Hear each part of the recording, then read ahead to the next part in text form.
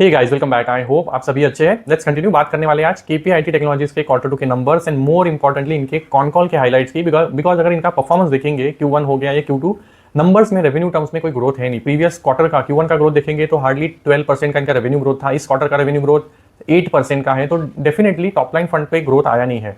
अगर कंपेयर करेंगे इसको हिस्टोरिकली जो परफॉर्म करते थे एवरी ईयर ये ऑलमोस्ट 25-30% से ग्रो करते थे। लास्ट ईयर से ये एक्चुअली स्लो डाउन इनके नंबर्स में विजिबल था। जो लास्ट ईयर भी इन्होंने गाइडेंस दिया था वो ये था कि हमारे रेवेन्यू को 18 to 22% ग्रोथ करेंगे, ये इनका लास्ट ईयर का गाइडेंस था।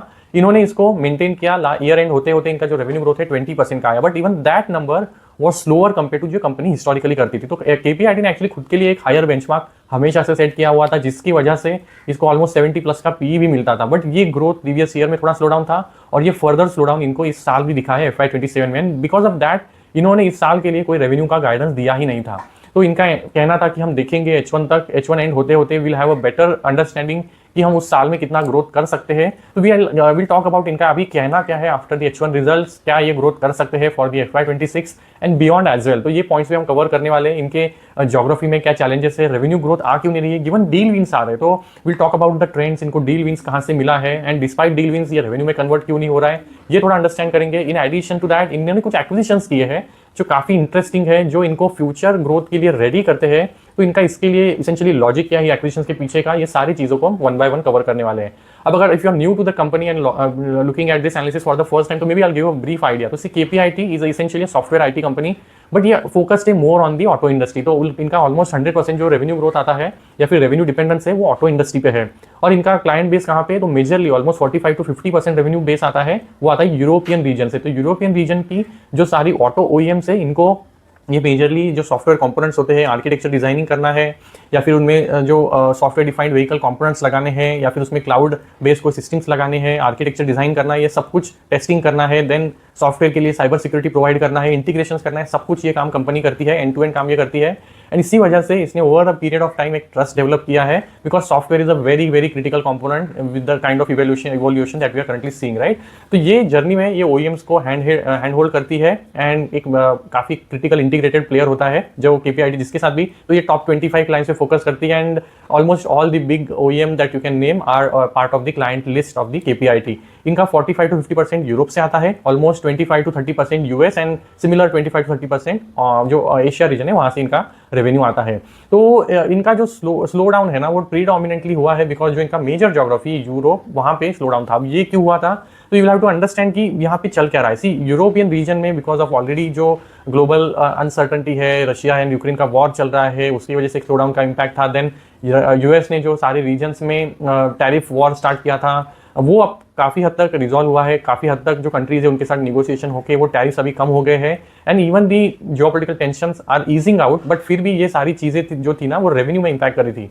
एडिशनली जो यूरोपियन जो ओईएम्स थे वो चाइना में एक्सपोर्ट करते थे। China was a very big market for them, जहां से उनके लिए रेवेन्यू ग्रोथ आता था। बट चाइना में जो इमर्जेंस हुआ है, काफी सारे even old and even the newer OEM जो आए हैं उन्होंने ना सिर्फ डोमेस्टिक चाइनीज मार्केट में अपना प्रेजेंस एस्टैब्लिश किया बट उन्होंने एक्सपोर्ट करना स्टार्ट किया।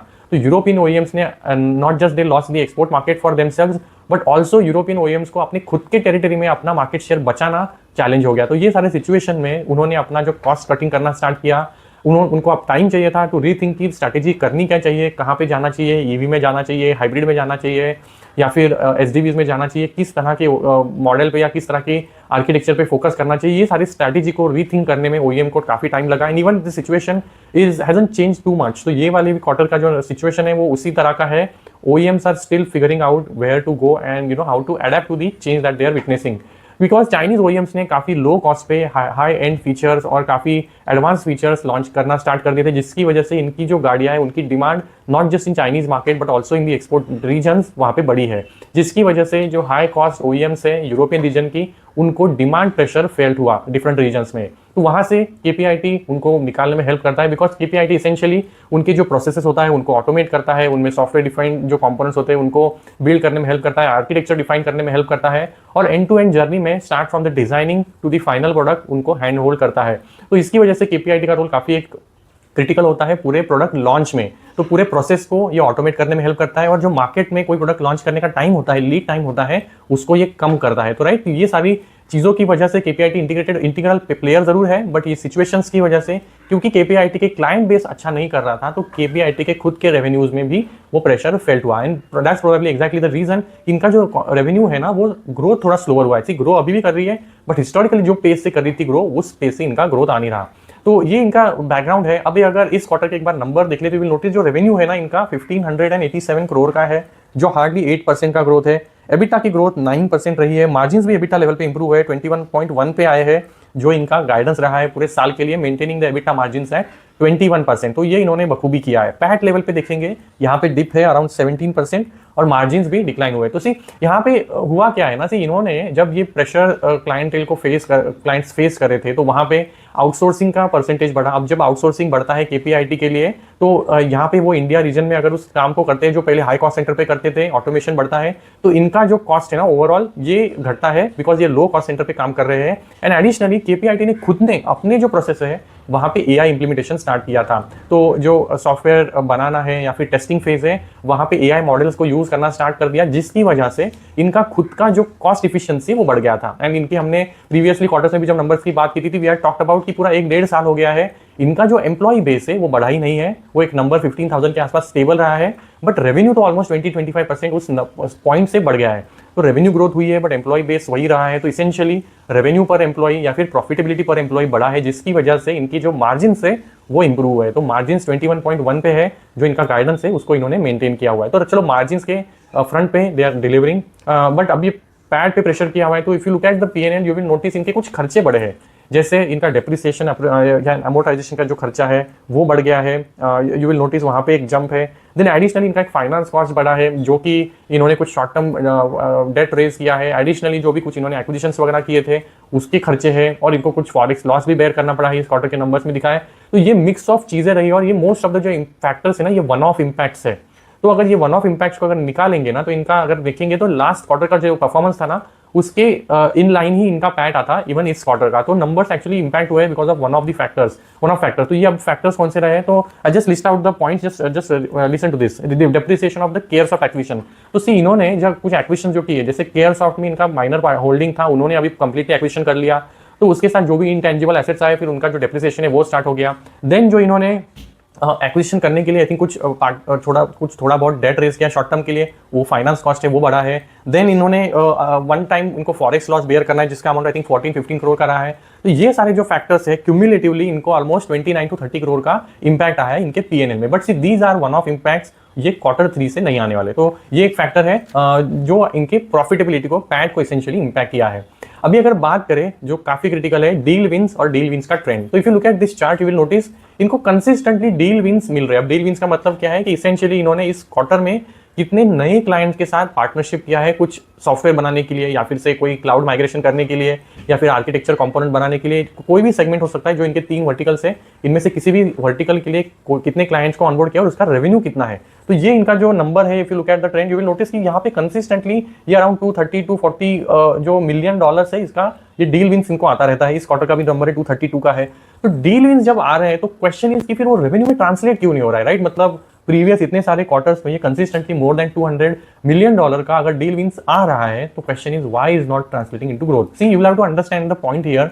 सी इनके मैनेजमेंट को ये जब सवाल पूछा गया, एंड ये हमेशा से क्वेश्चन आता है, तो सी इनका काम कैसे है, किसी क्लाइंट को सपोज इन्होंने वोक्सवैगन ग्रुप से इनको यूरोप में 200 मिलियन ओवरऑल का सपोज डील विन होता है, तो ये अभी करंटली डील विन हुआ है सपोज आर्किटेक्चर डिजाइन करने के लिए किसी नए प्रोडक्ट के लिए।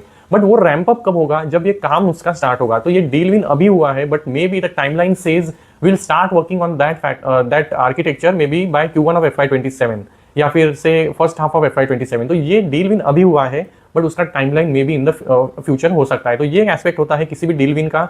एंड दूसरा एस्पेक्ट ये होता है कि कुछ जगह पे इनके क्लाइंट्स ने क्या किया है, जो भी डील विंस इन्होंने हिस्टोरिकली किए हैं उसके तहत जो भी काम करना था उसको आगे पोस्टपोन कर दिया है। And again why has that happened, as I mention in the beginning, कि इनके क्लाइंट्स जो है ना अपनी स्ट्रैटेजी को रीथिंक कर रहे हैं कि अभी अगर चाइना के जो OEMs है they are placing themselves into certain price category with certain kind of a feature, तो they need to align to that competition, right? तो ये स्ट्रैटेजी को चेंज करते हुए क्लाइंट्स ने अपने जो प्रोजेक्ट्स है, जो प्रोग्राम्स है, उनको थोड़ा आगे या पीछे शिफ्ट किया है, जिसकी वजह से जो इनका रेवेन्यू रिकॉग्निशन है वो थोड़ा आगे पुश हो गया है। And that's primary the reason इनका जो रेवेन्यू रिकॉग्निशन है बावजूद कि इनका जो डील विंस है वो हो रहा है, इनके रेवेन्यू में करंटली ट्रांसलेट नहीं हो रहा है। इसके अलावा एक और जो फैक्टर इन्होंने बात किया, कैनिबलाइजेशन हुआ है। तो अब व्हाट इज रेवेन्यू कैनिबलाइजेशन? तो सी, अभी सपोज केपीआईटी ने प्रीवियस क्वार्टर में किसी क्लाइंट के साथ डील किया हुआ था for providing a software solution या फिर for designing the architecture for that vehicle, but वो जो सॉल्यूशन था maybe that was limited to one component of a vehicle. But अभी जो डील विंस ये कर रहे हैं देयर आर मोर होलिस्टिक। तो करंटली जो इनका डील विंस हो रहे हैं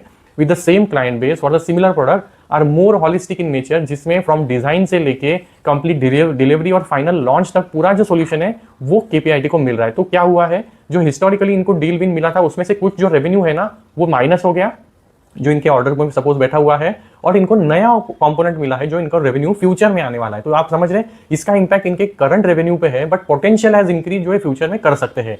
तो इसका मीनिंग ये होता है कैनिबलाइजेशन। अगर सिंपल एग्जांपल्स में बताऊं तो अगर सपोज कोई बिस्किट बनाने वाली कंपनी से मिसेस बेक्टर, सब मिसेस बेक्टर का सपोज एक स्वीट बिस्किट था, अब उन्होंने एक और स्वीट बिस्किट अगर लॉन्च किया, दैट माइट इंपैक्ट इस अर्लियर प्रोडक्ट जो रेवेन्यू आता था, राइट, जो सेकंड प्रोडक्ट है अभी उसमें से रेवेन्यू आने लगेगा, प्रीवियस का रेवेन्यू कंट्रीब्यूशन घट जाएगा। तो मिसेस बेक्टर का रेवेन्यू कैनिबलाइजेशन हुआ है दैट स्वीट बिस्किट सेगमेंट में। तो इसेंशियली वही हुआ है, केपीआईटी का जो खुद का जो नया प्रोडक्ट स्वीट इन्होंने लॉन्च किया है, जो ये सर्विस मॉडल से प्रोडक्ट मॉडल में या फिर सॉल्यूशन मॉडल में जा रहे हैं, ये इसकी वजह से जो हिस्टोरिकली इनका जो रेवेन्यू कंपोनेंट्स थे ना वो कम हो गया है, और जो नए कंपोनेंट्स हैं जो पूरे यही काम में सॉफ्टवेयर आर्किटेक्चर बनाने में या डिजाइन करने में हेल्प करने वाले, उसका रेवेन्यू कंट्रीब्यूशन बढ़ा, उसकी वजह से कुछ रेवेन्यू कैनिबलाइजेशन हुआ है।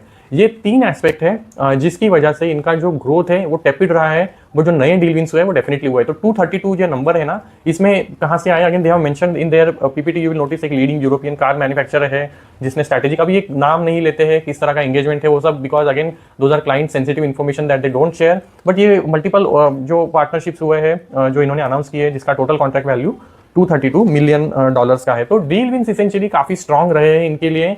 तो basis all this deal win जो इन्होंने किए हैं, इनके कॉन कॉल में मैनेजमेंट ने बोला किसी अब तक का जो हमारा परफॉर्मेंस है ना, ये कांस्टेंट करेंसी टर्म्स में फ्लैटिश रहा है। मतलब जो भी ग्रोथ थोड़ा बहुत दिख रहा है दैट इज मोर और लेस, अगर रुपी डिप्रिसिएशन वगैरह हुआ है या फिर कुछ अदर इनकम वगैरह है तो कांस्टेंट करेंसी टर्म में ग्रोथ आया नहीं है, but the situation is going to change in the H2। तो इनका कहना है in the Q3 third quarter जिसमें करंटली हम है, इसमें हमें थोड़ा फ्लैटिश पॉजिटिव ग्रोथ दिखेगा in the constant currency terms, and Q4 is going to be meaningful growth in terms of जो कांस्टेंट करेंसी ग्रोथ है। तो इसेंशियली इनका मैनेजमेंट कह रहा है कि हमारे लिए H2 बेटर होने वाला है और Q4 स्ट्रॉन्गर होने वाला है, is going to be essentially growth driver for the entire year. तो जो ग्रोथ है वो Q4 में आने वाला है, ये ग्रोथ सिर्फ Q4 का नहीं है, ये FY27 में भी कैरी होने वाला है। तो essentially the picture is getting better for the KPIT। तो अब तक का जो सिचुएशन था that was not that great, but the point is commentary is looking positive। ये क्या कर सकते हैं in the Q3 and Q4 and more importantly in Q4। तो they anticipate to end the year on a very strong note। तो they were very hopeful।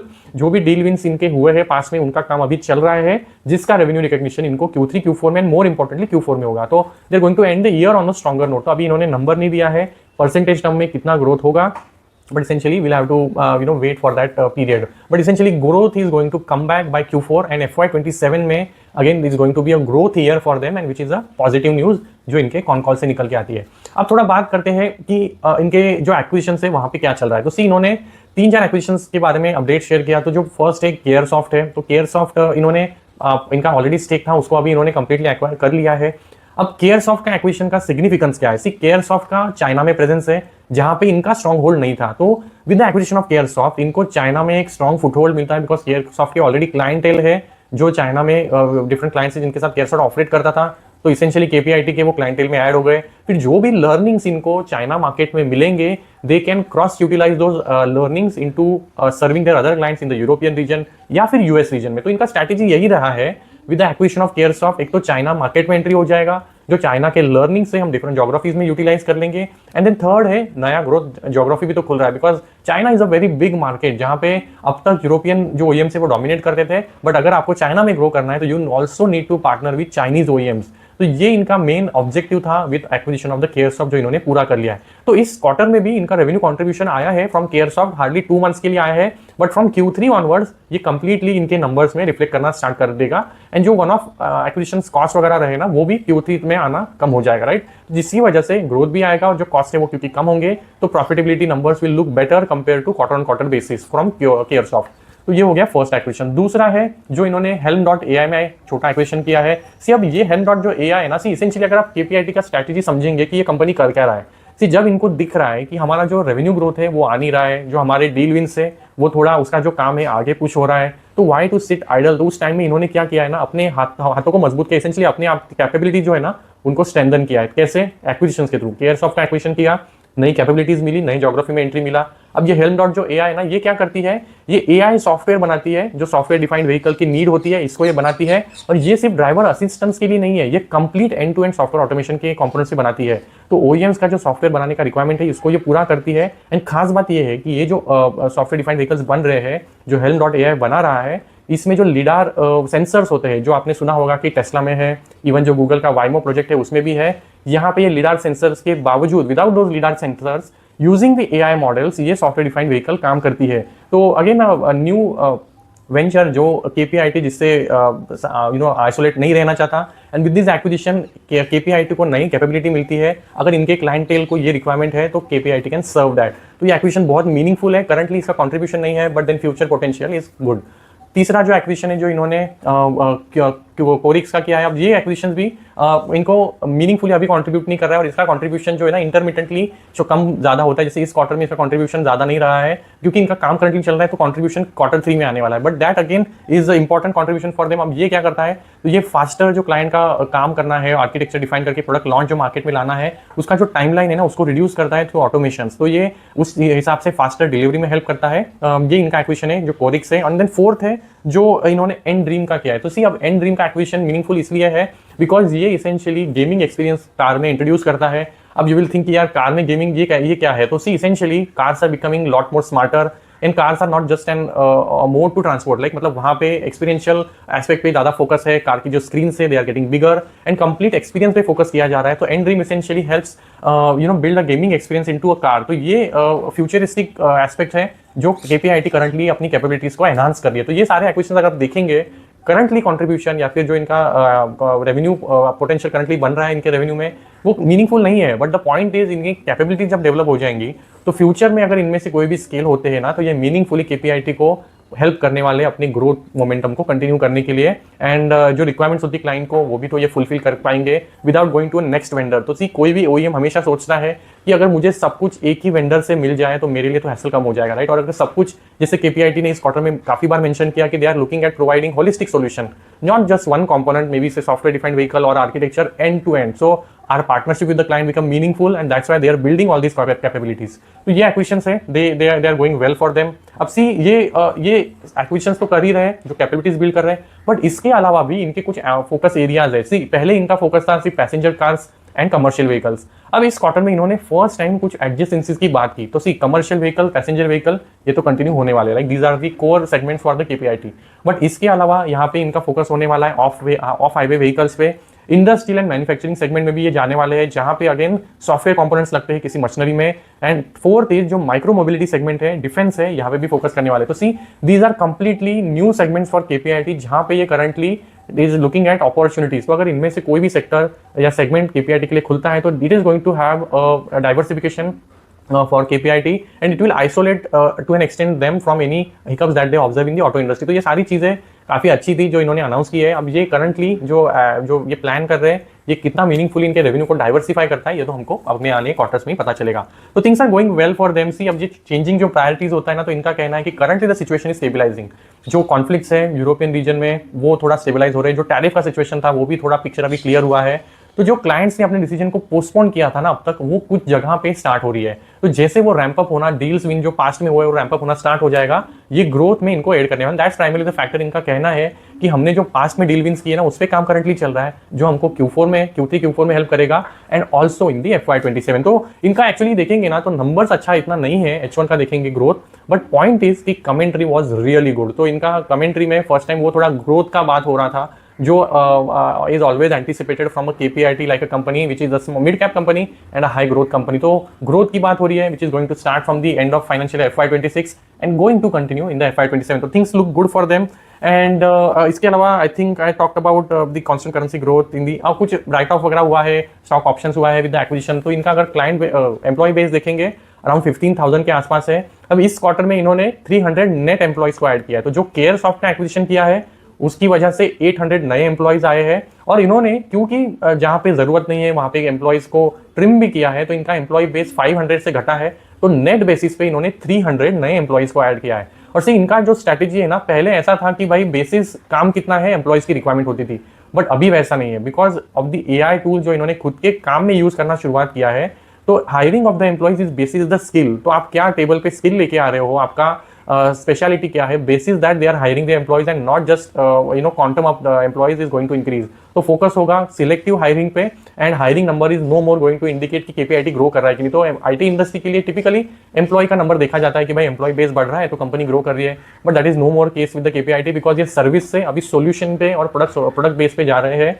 That's why the profile of the revenue and the quality of the revenue is going to change and number of employees are not going to define their growth. तो ये सारी चीजें हैं, they are going to maintain the margin के terms में इनका कहना है you have currently reached 21.1 but there is a scope for from here as well to increase further 21.34 तक जा सकते हैं हमारे EBITDA लेवल पे मार्जिन पे बिकॉज ऑफ द करंट जो भी हम ऑप्टिमाइजेशन पे काम कर रहे हैं। तो एंड फाइनेंस कॉस्ट वगैरह है ना, ये सारी चीजें भी with the passage of time by H2 will come down. तो essentially numbers on the profitability will also improve at the end of the year, तो will have to essentially track that. तो कमेंट्री वाज गुड, कैनिबलाइजेशन एक हो गया जो इसकी वजह से थोड़ा रेवेन्यू इंपैक्ट आया है, सॉफ्टवेयर ग्रोथ रहा है रेवेन्यू साइड पे, but more importantly commentary was good and H2 is looking stronger for them, and that's the highlight of this quarter. I'll end it here. Let me know if your queries, I'll address those in the upcoming video. Thank you so much.